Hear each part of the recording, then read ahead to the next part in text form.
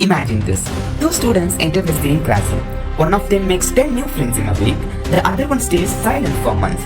Same college, same classroom, same people. So what's the difference? It's not about confidence. It's just one small habit. And today I'm going to share the habit. Most people think good communicators are naturally confident, but that's not true. Even confident people feel awkward sometimes. The real difference is this. They don't wait too long to start talking. While most people keep thinking, what should I say? Will it sound weird? Maybe later.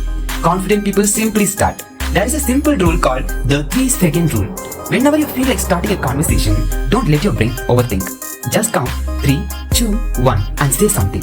Not something perfect, just something simple and natural. Imagine you are sitting next to someone in a class. Your mind says, should I talk or not? Instead of thinking for 30 seconds, you follow the rule 3, 2, 1. You turn and say, hey, do you understand this topic? Or, is this your first semester here? Simple question. But now something important has happened. The conversation has started. Here's something many people don't realize. Good conversations don't start with perfect sentences. They start with simple moments. A small question, a small comment, a small interaction. But that small start can lead to long conversation or even a new friendship. Let me ask you something. Have you ever wanted to start a conversation but stayed silent because you are thinking too much? If yes, you are not alone. Almost everyone experiences this. The difference is just one thing. Some people wait. Some people start. So here's the small challenge for today. When you feel like talking to someone, don't overthink. Just count in your mind 3, 2, 1 and say something simple. You will realize something surprising.